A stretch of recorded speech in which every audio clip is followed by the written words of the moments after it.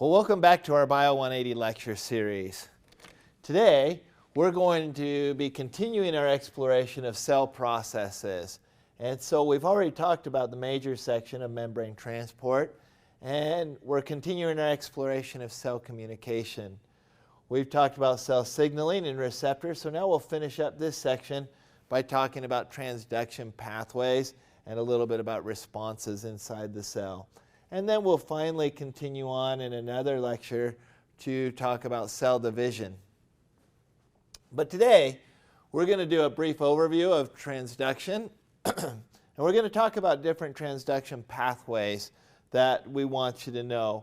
And transduction pathways are fairly modular, so once you understand some of the pieces, then you'll actually understand a lot of different pathways. And then we'll wrap up talking a little bit about cellular responses.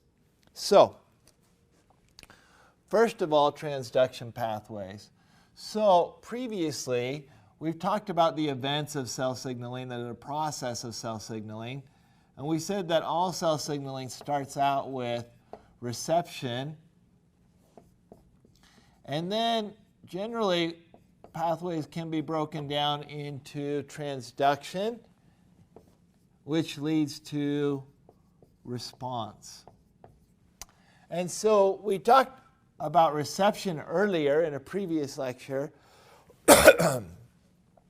You now have transduction. And so some of the purposes of transduction are going to be signaling pathways. So transduction is carried out by signal pathways, usually inside the cell. So these are inside the cell. A lot of times reception was what brought that signal across the plasma membrane. And some of their purposes are to move the signal from the plasma membrane to wherever the response is. It might be in the nucleus or wherever it's needed. A lot of times we'll also see transduction pathways allow greater regulation of signal.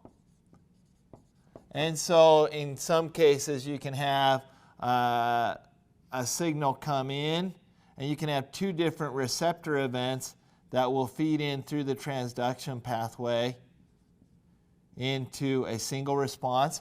Or you might have a single receptor that is able to divide and split up into several responses. And so that is kind of the purpose of some of the transduction events.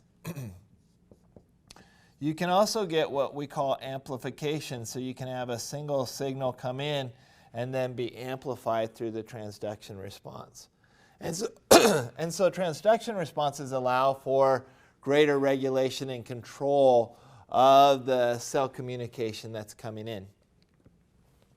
So we're going to be learning about several different transduction responses, and so maybe one other thing.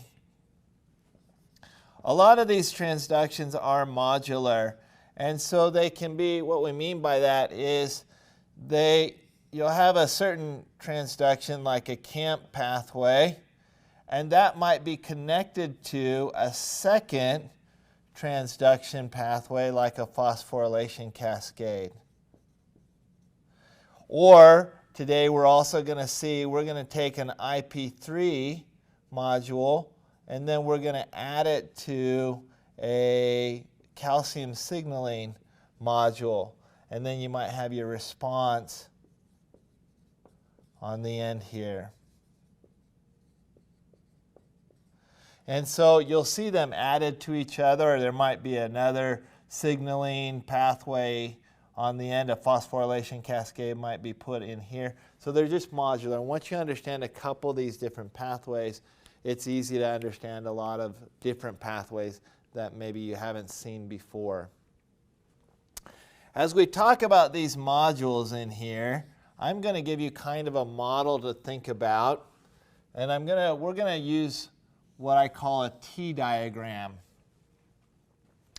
And so in each of these cases, we are going to start with, a lot of these are called secondary messenger.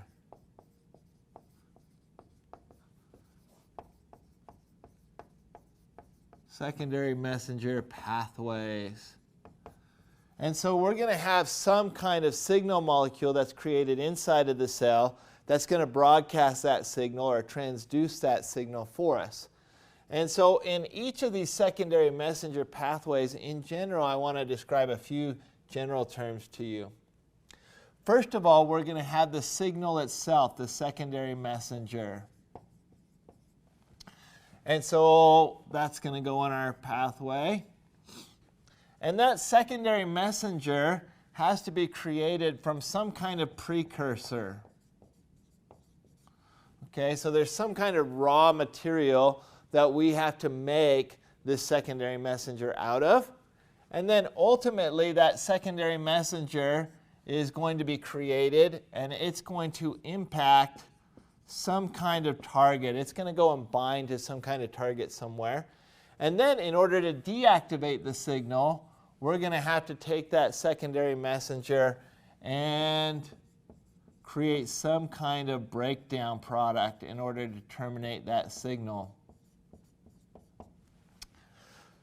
So we'll talk a little bit about our secondary messengers. And along this path, we're going to need this arrow right here. We're going to need something that converts our precursor into our secondary messenger. And so we're just going to call this our maker.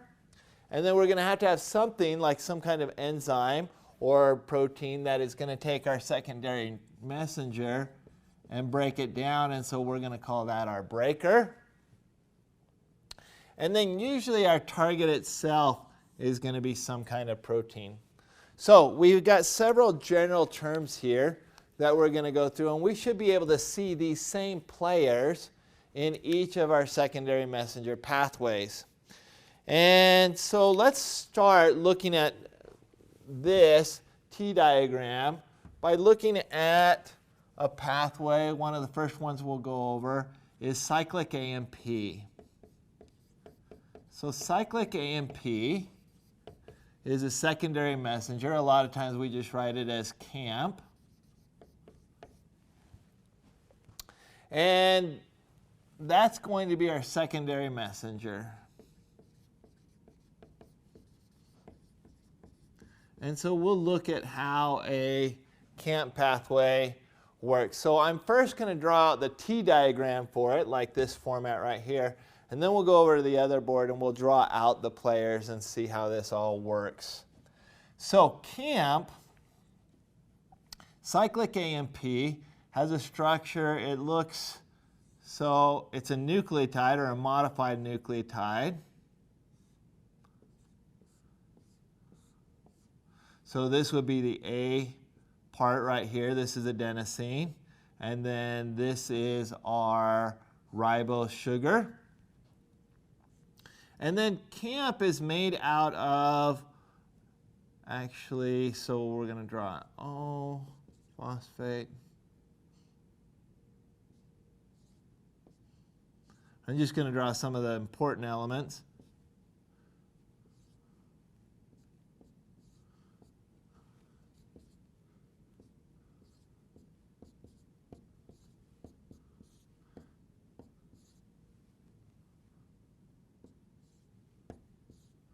All right, so this would be adenosine triphosphate, so this is ATP. And what happens in this process is actually we're going to take one of these oxygens and we split one of these bonds right here, and then we reform a new bond right here. Actually, we split this bond. And we reform this bond right here, and so we make this part cyclic. And we use the energy. This is pyrophosphate, so this is PPI or pyrophosphate. Don't really need to know that. It leaves. But we create this molecule called cyclic AMP. So we no longer have ATP, we have cyclic AMP. And cyclic AMP has this ring structure here where the phosphate has come back around and bonded with that number 3 or that 3' hydroxyl group. And cyclic AMP functions as a signaling molecule. So if we were to write our T diagram, we would see that cyclic AMP, that's our secondary messenger. It's created out of ATP, that's what we just drew on the board. And then eventually, it's broken down. There's an enzyme that will come along and just break this bond. And so we create just, it's broken down into just adenosine monophosphate, or AMP. Now, before it gets broken down, it does have a target that it binds to and activates, and that is called protein kinase A, or a lot of times we just call it pKa for short. Now, in this case, there is an enzyme that takes ATP and converts it into cyclic AMP, and that enzyme is called adenylyl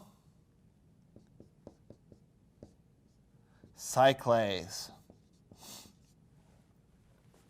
And there is a breaker in this, and that is the enzyme called phosphodiesterase. And so phosphodiesterase actually is, if we draw this back up here, the bond that's formed right here is actually, this bond is a type of phosphoester.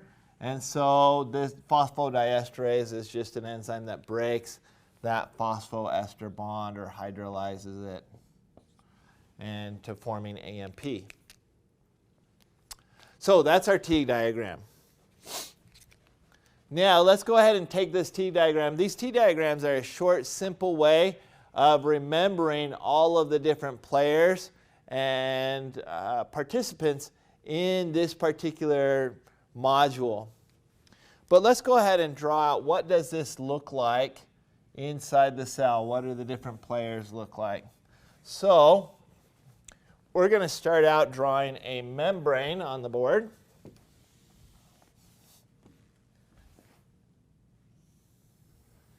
And we draw this membrane because one of the players, adenylyl cyclase, is a,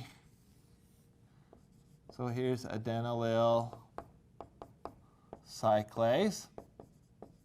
And again, we learned naming rules for enzymes. So adenylyl cyclase is an enzyme. We know that because it has the ASE ending on it. And so what kind of reaction does it do? Well, it's a cyclase, so it cyclizes something. What does it cyclize? Well, adenylyl, remember the first name refers to the substrate or the product of that reaction. So the adenylyl is referring to the ATP. So adenylyl cyclase gets activated. That's our first step in the pathway. And it doesn't always have to be activated this way, but the most common way of activating adenylyl cyclase is by binding to something that we learned about in our last video, which is the alpha subunit. So it binds to the alpha subunit of a G protein. So the first thing that happens is the G protein will activate adenylyl cyclase. And then once adenylyl cyclase is activated, it will bind ATP and turn it into CAMP, or CAMP. And then, of course, we release in here our pyrophosphate. That's not really important, but this, our CAMP, is important. And so that's what gets created by adenylyl cyclase. The CAMP then travels down to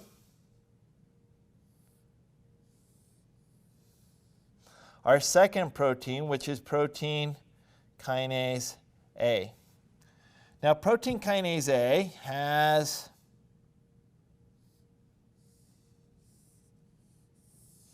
an inhibitory subunit on it.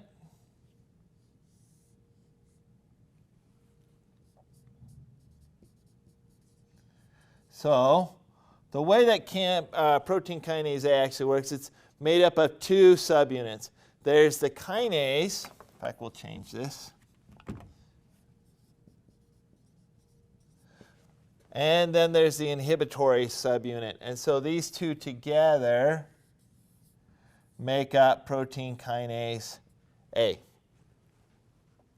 And so what happens is CAMP is going to come down and it binds our inhibitor.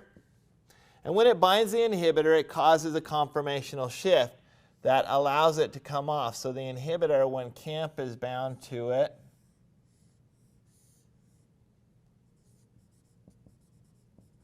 when CAMP is bound to that inhibitor, it looks like this. And so the inhibitor comes off, and that allows the kinase portion then to activate. It's no longer being inhibited. And so the kinase can then start phosphorylating things.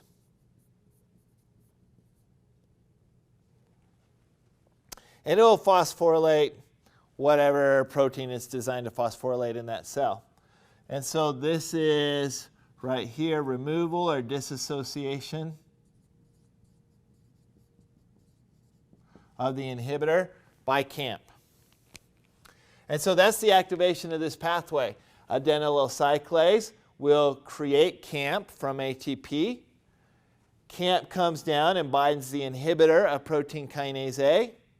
The kinase A is then released and is able to go on and do its activity. That leads to the next module. And we have this inhibitor that's bound by CAMP. So in order to deactivate this pathway, CAMP has to disassociate.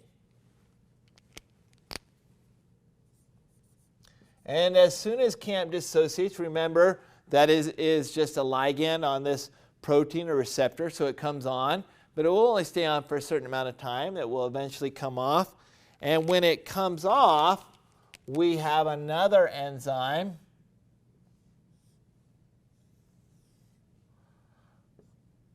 phosphodiesterase,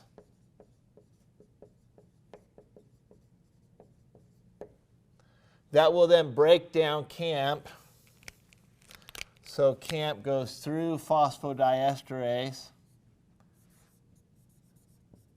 and creates AMP. And so that's our breakdown product. So we don't have CAMP anymore. So this inhibitor goes back onto the kinase subunit.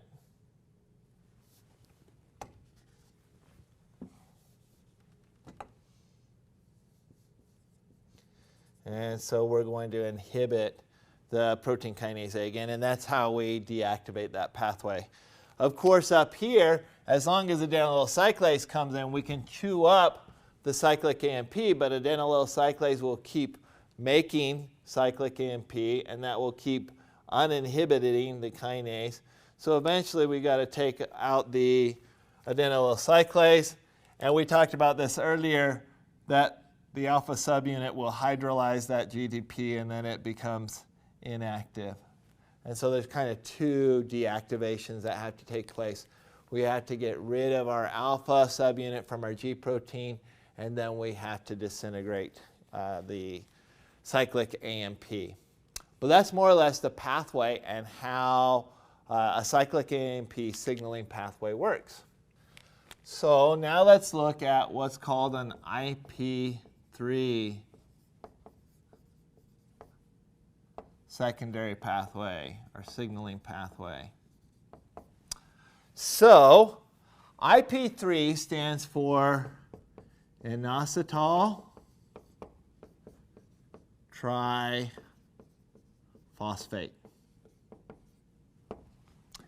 And so inositol, that's the I, and then the P3. 3 is the tri, phosphate is the P. And inositol triphosphate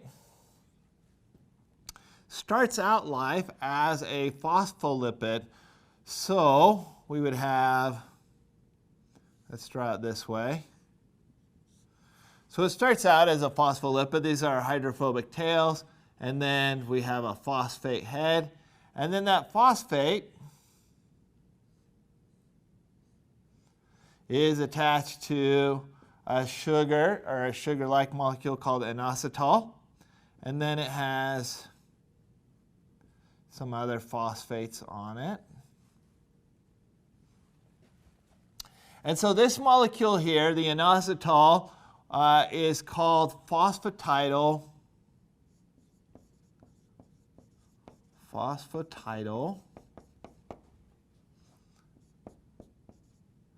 inositol diphosphate. Or, since that's quite a mouthful, we really just call this PI P2, or PIP2 for the di, and then the other phosphates. So that's PIP2. So what's going to happen is PIP2 starts out as our original raw material. So this is PIP2. And what we're going to do is we are going to break this bond right here. So we're going to break that bond, and that's what creates our IP3.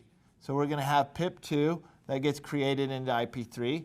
And then up here, we have just left diacylglycerol.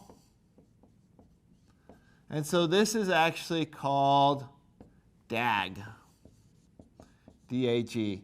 So this portion is called DAG, so it's really just the base of a phospholipid.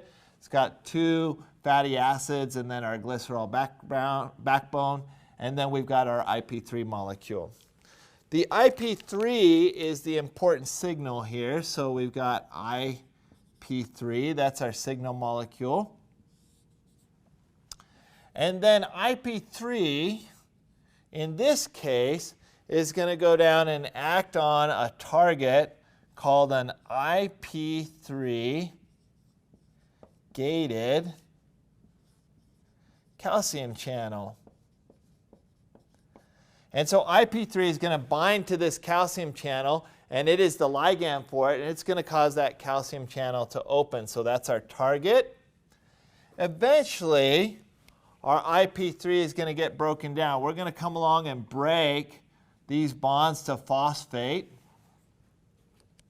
And so eventually, we're just going to be broken down into I plus 3 Ps. And we do have a maker and a breaker. This is done by a group of enzymes called phosphatases. And then right here, the cleavage to create our IP3, the breaking off of that phospholipid, or breaking up of that phospholipid, is carried out by an enzyme called phospholipase C. And again, the lipase activity means it's cleaving some kind of phospholipid. And then there's other forms, so phospholipase C. So that's our maker, that's our breaker, that's our target. Here is our raw material, or our, what we call it, a precursor. This is our secondary messenger, and then this is our breakdown product right there. So it fits into our T diagram really quite nicely. On the board, what does this look like? Well, again, let's start with a membrane here on top. We are going to have our maker, which is going to be, this is phospholipase C.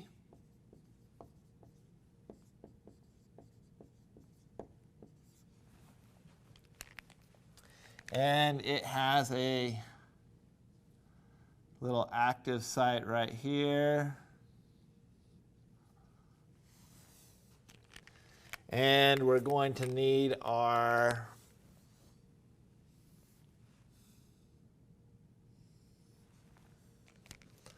phospholipid. So here we get our phospholipase C. here's our PIP2. And the PIP2 comes in there. Phospholipase C gets activated. So we'll just call this PLC is activated. Now, there's actually two different versions of phospholipase C. There's a beta version and a gamma version. And so phospholipase C, one of those versions can be activated by a G protein, by the alpha subunit of a G protein. And then we also saw one of them can be activated by a tyrosine kinase receptor. And so there's different versions or ways of activating phospholipase C. But the end result is the same. Phospholipase C, once activated, takes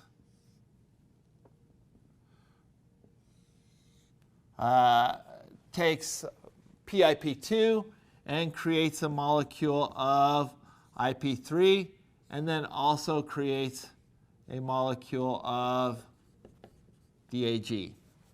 We're going to follow the IP3 though. That's our significant portion. And to follow what IP3 does, we have to draw another membrane. So IP3 comes down and it's going to bind on the surface of, this is going to be our smooth endoplasmic reticulum membrane. And so inside here is the smooth endoplasmic reticulum, and we have this enzyme, a channel,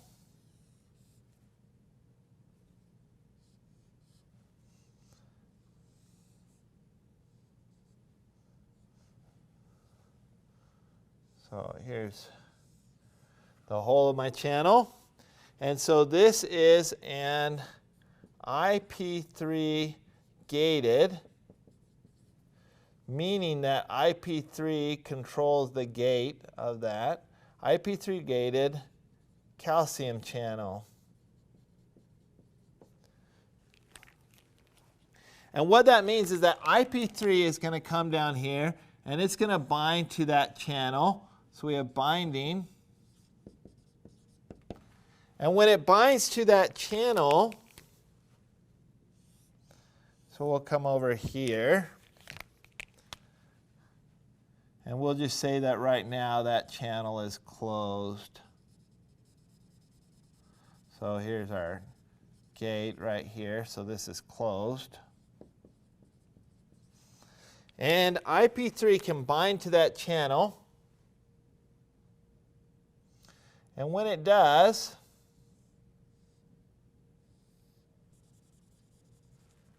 it now opens that channel. And now we can get calcium ion.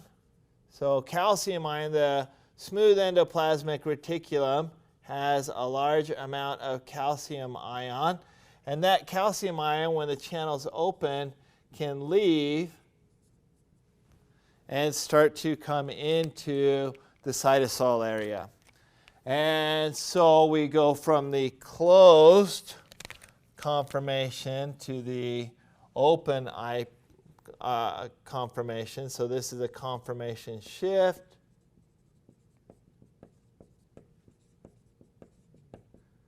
And we now release calcium into the cytosol. And that's the end of our calcium pathway. So the target was the calcium channel, and it opens up. We now have this effect of having calcium. We're flooding the cytosol with calcium, and that's going to be the end of that module and that signal. So again, this is an IP3 gated calcium, or an IP3 signal pathway.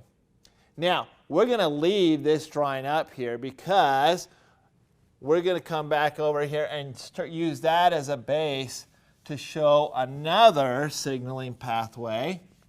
And that's going to be a calcium signaling pathway. So in our calcium signal pathway, we're going to modify things a little bit. So calcium ion signal pathway.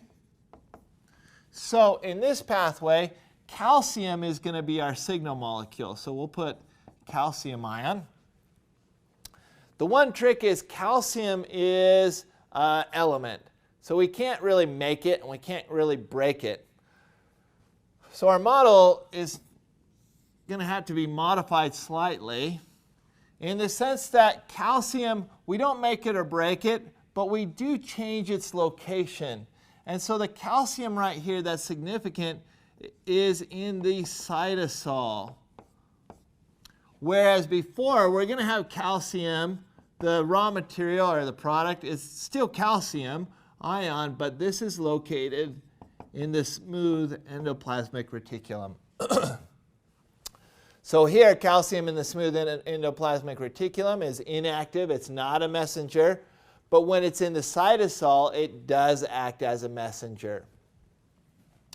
And so then, again, we can't really break it down, but we can move it back into the smooth endoplasmic reticulum.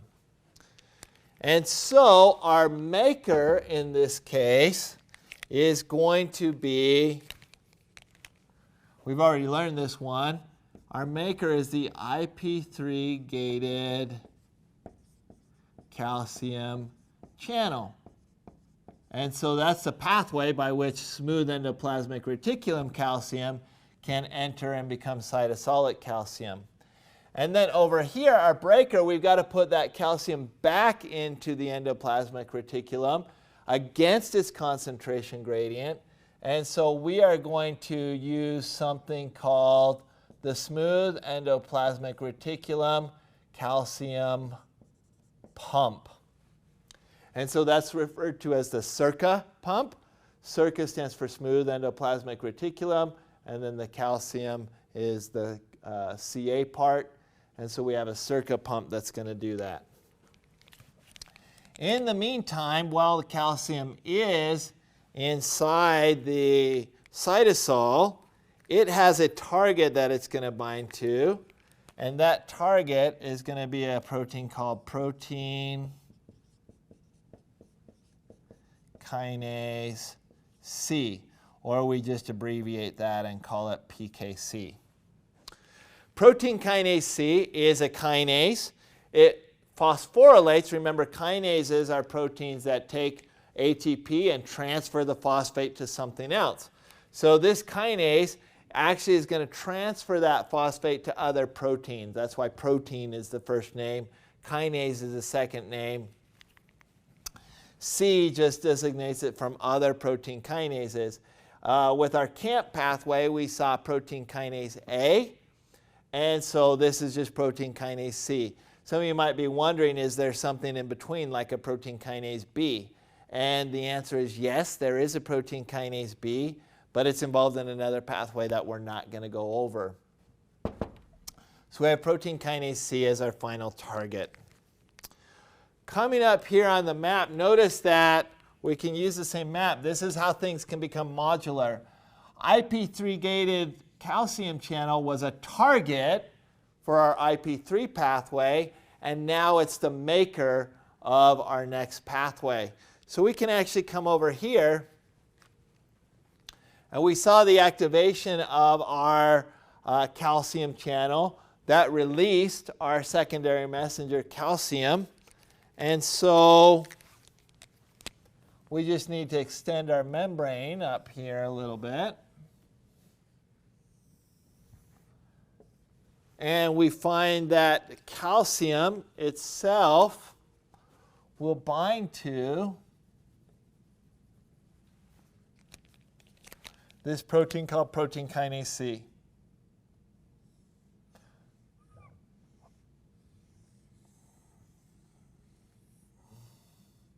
So here we have protein kinase C.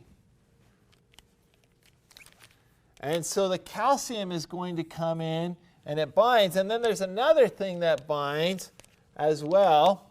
Remember diacylglycerol that we created? So diacylglycerol from way up here, also travels in. So there's two things needed for the activation of protein kinase C.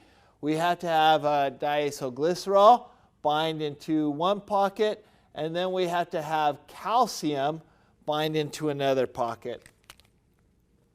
And when we do that, we get an active form of protein kinase C. Let's see if I can draw this.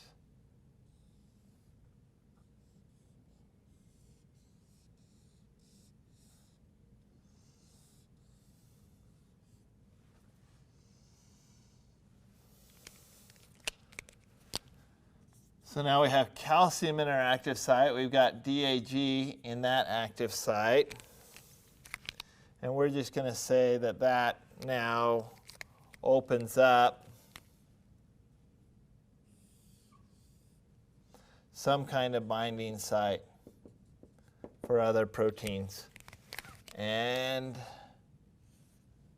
we'll draw our membrane here. And so this version, so now we have a conformational shift.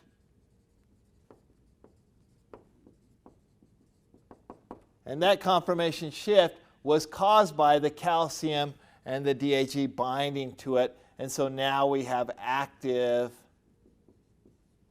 protein kinase C. And so this one will go along, and that's going to be the end of that module, and we'll get phosphorylation of certain proteins. Now, in the meantime, how do we deactivate this signal? Well, we got to draw our smooth endoplasmic reticulum back, the membrane here.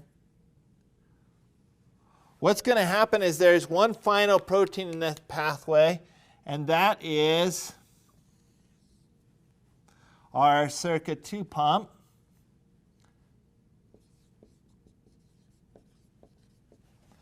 And so the calcium, remember, is dynamic binding. It's just held by weak bonds. And so the calcium will eventually come off.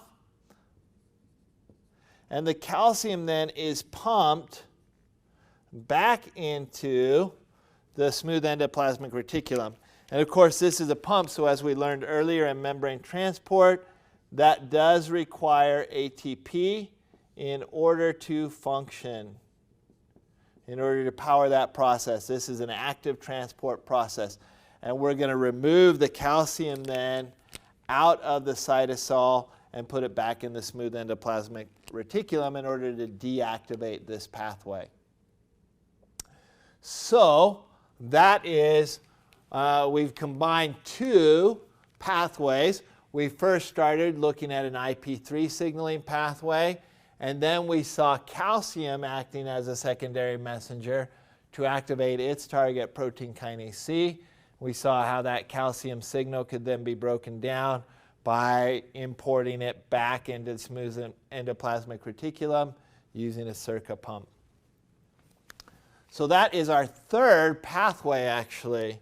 So now we've talked about, if we come back over here, we've talked about CAMP pathways, IP3 pathways, and calcium signaling pathways.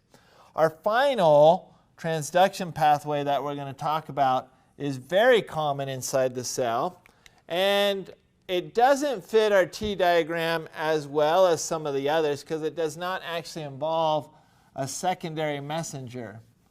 But we're going to show how it can build off of some of these. Notice that in these, both of the pathways that we went over, our final activation was the turning on of a kinase. So we had, for example, in one pathway we turned on protein kinase A, or pKa, and then in another pathway we turned on protein kinase C. So let's talk for a second about what happens when we do that. So we'll come over here on this far board,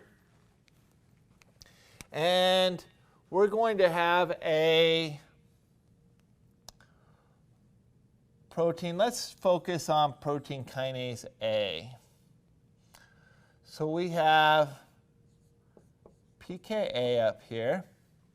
And in our first step, protein kinase A becomes active. So remember, it had our inhibitor up here. And then protein kinase A becomes active.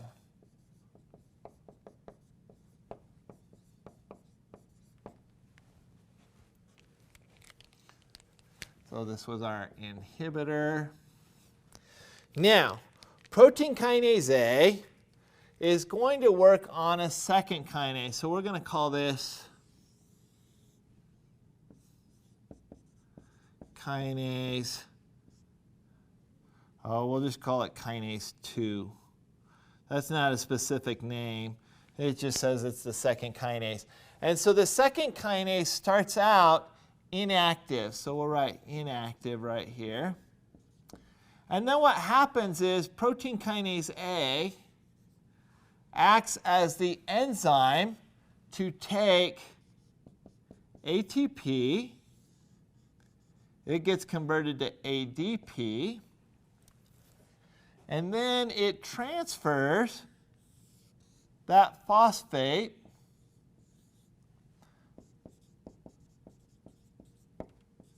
onto kinase 2. And so when it does that, we get a conformational shift, or a conformation change. And so protein kinase A is acting, it's catalyzing this reaction, where it takes an ATP and it takes the phosphate from ATP and transfers it onto kinase 2. And when kinase 2 receives that phosphate, then it becomes activated. So now this is an active kinase. Well, kinase 2 will then take another protein. So let's write that this is now active. And remember, it's a kinase, so it transfers phosphates from ATP. So it's going to find kinase 3. And kinase 3 gets phosphorylated by kinase 2. It requires another ATP to do this because the phosphate is coming from ATP. We form ADP.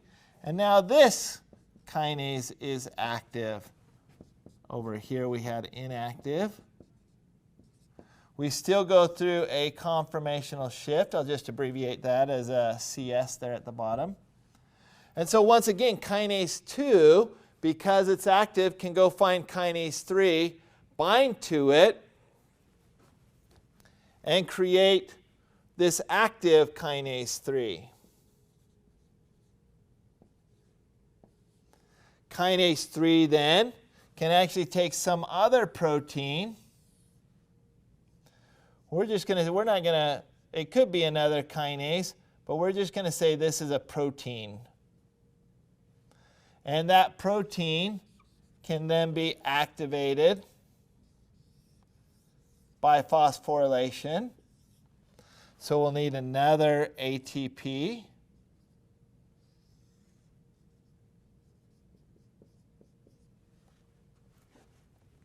And now we'll have an active protein. And this can be any number of proteins. So it might, for example, be an enzyme that breaks down glycogen. So we call it glycogen phosphorylase. And this might be a protein that breaks down glycogen into glucose to provide energy for the cell. Or really it could be any type of general protein. The idea here, this is called a phosphorylation cascade, in the sense that you have some kind of starting kinase that phosphorylates another kinase in the pathway, which then phosphorylates another kinase in the pathway, which then phosphorylates some kind of end product protein that's going to do something for the cell. And so this is referred to as a phosphorylation cascade. One of the things that happens along this cascade is amplification. And so to explain amplification, we could start out with, let's say over here, we needed 1,000 proteins here to carry out, in the end, we needed 1,000 proteins right here to carry out the reaction that we need inside the cell, like breaking down glycogen. So there's two ways that we could do this. We could have one pKa, and it could act directly on this protein, and it would have to go 1,000 reactions. So it would have to activate 1,000, go around, activate 1, and then 2, and then 3, and then 4, and so on to get to 1,000. And that would take a certain amount of time. So let's say each reaction only took a second. It would still take 1,000 seconds. So that's what, like 10, 15 minutes to activate, to activate that 1,000 protein X's. So we could do that. It would take 1,000 seconds. Or we could have one pKa activate 10 of these kinase 2s. That would take approximately 10 seconds. Again, 1 second per reaction. Then we could have each one of these kinase 2s activate 10 of these kinase 3s. Now, because there were 10 of them, we would actually end up with 100 of these kinase 3s. That would take another 10 seconds. So we took 10 seconds here. We took 10 seconds there. Now, each one of these kinase 3s could activate 10 of these proteins. So we would get, again, there's 100 of them. So we would still end up with our 1,000 proteins activated. We'd take another 10 seconds there. So overall, this process took 30 seconds because we used this process of amplification. Each one acted on just 10 in the path below it, but we amplified that signal each time. So here, if we use a phosphorylation cascade, we have about 30 seconds to get the same 1,000 proteins activated, whereas if we just did pKa directly to activate that protein, that would have taken 1,000 seconds to activate each one individually. So that's one example of how these cascades can help with amplification and timing inside of the cell. Another thing that I want to introduce with this is made even faster if they don't necessarily have to find each other. So a lot of times what will happen is these phosphorylation cascades will actually not be random, but they're controlled because they're held together by what's called a scaffolding protein.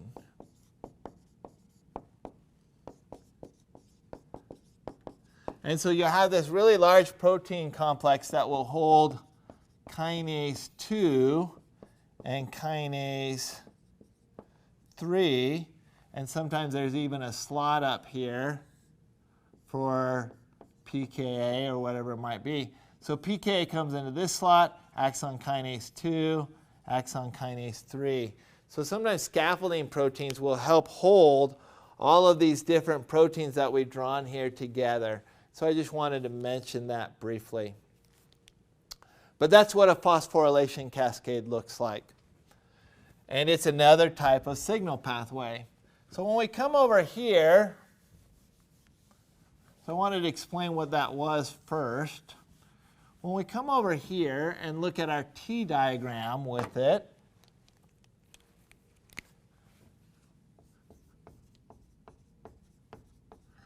phosphorylation cascade, we don't really have a secondary messenger here. We do have what we'll call an activated kinase. That's what's really going to pass the signal along. And it doesn't matter whether it's kinase 2, kinase 3, whatever it might be. So we have an activated kinase. And so where did that come from? Well, that activated kinase came from some kind of inactive kinase. And what is it that's activating it? So this one is, we'll put here in parentheses, it's active because it has been phosphorylated. It's had a phosphate added to it. And so this one is inactive because it is dephosphorylated. Now, we do have a maker in this case. What is it that carried out the phosphorylation? Well, we had some kind of kinase.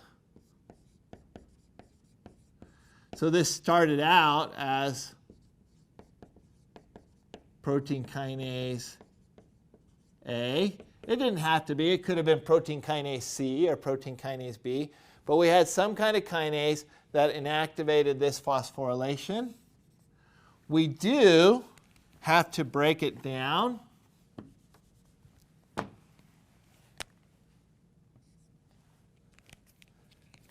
So again, we're going to return to our inactive kinase.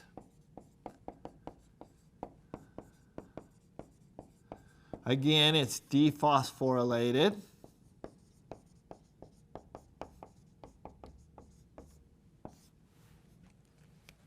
And what carried out that dephosphorylation? Well, we didn't show that on our graph earlier, but this is phosphatases. So if we were to come back over here, kinase 2 will eventually return back to an inactive form of kinase 2. And that reaction is carried out by phosphatases, and that's how you kill that signal. And the same thing over here.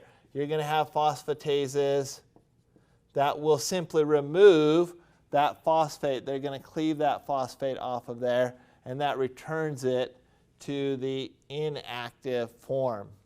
So you have phosphatases.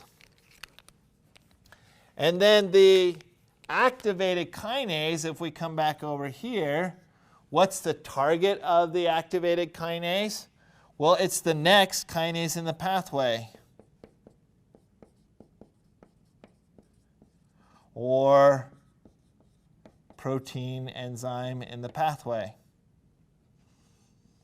And so that's the target. And so that's how kinases, notice that there's an awful lot of kinases in that particular T diagram, but realize the ones that we have here are different kinases. So we have the activated kinase. This would be the previous kinase in the pathway. And then we have phosphatases that are removing the phosphates. And so that's what a phosphorylation cascade looks like. So now, if we return back, can you start to see how we talked about these transduction pathways being modular, so we could take a CAMP pathway, activate protein kinase A, that then serves as the initiator for a phosphorylation cascade, and that will eventually lead to some kind of response inside the cell. And the same thing, we saw an IP3 pathway that was linked to a calcium signaling pathway that could be linked to a phosphorylation cascade and eventually lead to some kind of response inside the cell. Now, we're not going to talk too much about responses inside the cell, other than to say a couple of things and just highlight a couple of things. When we look at responses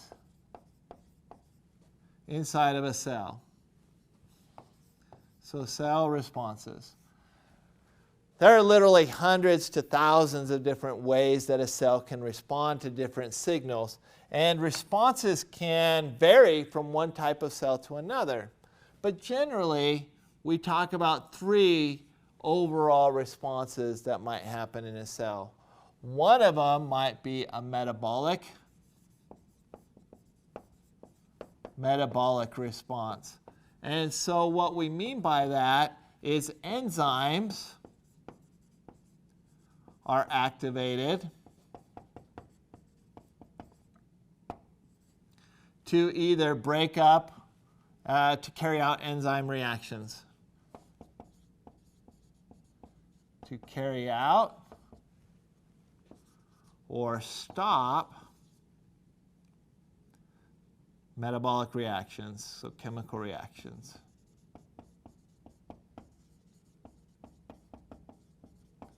Okay? So as an example of this, we saw the breakdown of glycogen.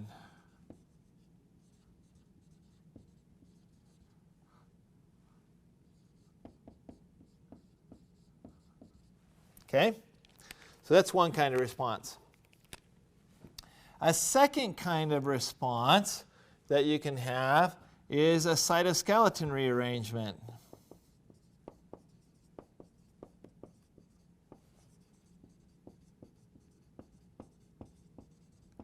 Or some kind of impact on the cytoskeleton.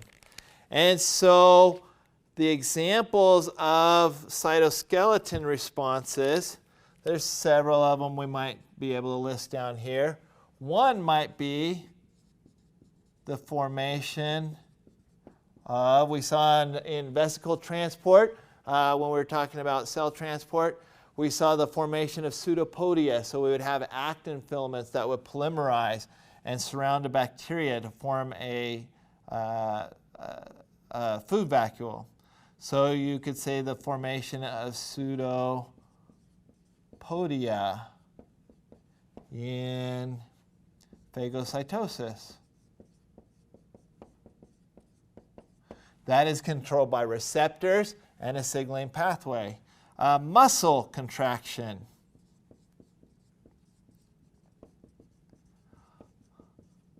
Uses a calcium signaling pathway. So we have muscle contraction. And so those are two good examples of cytoskeleton rearrangement. And then the third kind of response is the activation or deactivation of gene expression or transcription. So what does this one mean? In this case, genes, remember, are the raw products. So we have genes. That's the DNA that's used to make proteins. So DNA is used to make RNA, is used to make proteins. And so the cell will use cell signaling events to activate the DNA. So the DNA, genes are parts of the DNA that's responsible for making a single protein. And so we will activate the DNA to make RNA, to make proteins. Or in some cases, we might have a cell signal process that leads to turning off certain genes or even the destruction of certain proteins. So here we're talking about protein production. And so you can have changes in protein production. We saw an example of this when we looked at the intracellular receptors. Intracellular receptors activate gene transcription. And so we see this in cell division. When we go to look at that, we're going to see that certain signals will come in, activate the production of certain genes called cyclins. And those cyclins are then responsible for activating the processes of cell division. One of the interesting things about cell responses is that different cells can respond differently. So if you have, I don't know, a human body here, you might have some kind of stimulus, and you might release a signaling hormone like, I don't know, we'll say norepinephrine or adrenaline. So adrenaline gets released, and this adrenaline will act differently. So you might have your blood vessels. Adrenaline is the fight or flight hormone.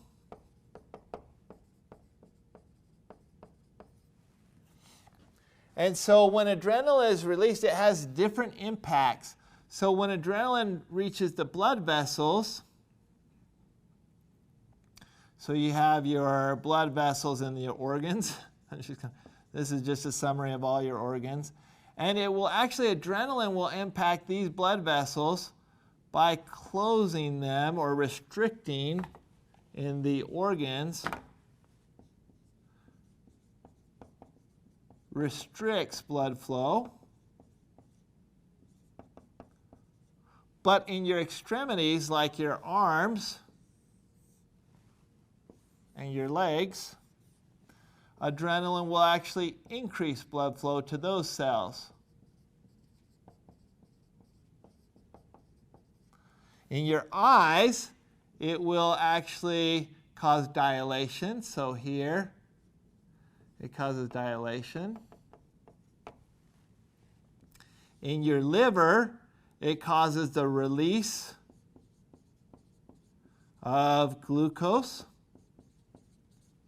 And so adrenaline, those are only a few things. Adrenaline is having an impact. It's on all of these different cells. So how does that work? How can you get different responses from blood cells in the periphery versus blood cells in your core versus action in the eyes and in the liver? All of these are different. So how does that work? A lot of times this works because you can have the same receptor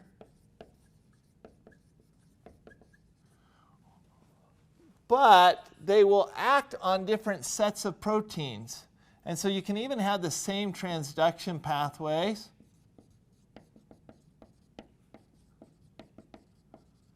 But on those different cells, you have different response proteins.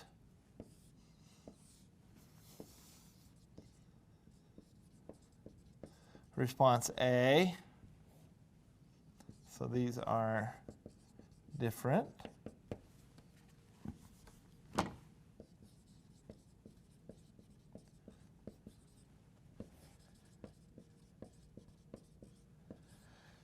So cells, different cell types might have the same receptor for that signal, but they can have the same, or they can even have different transduction pathways.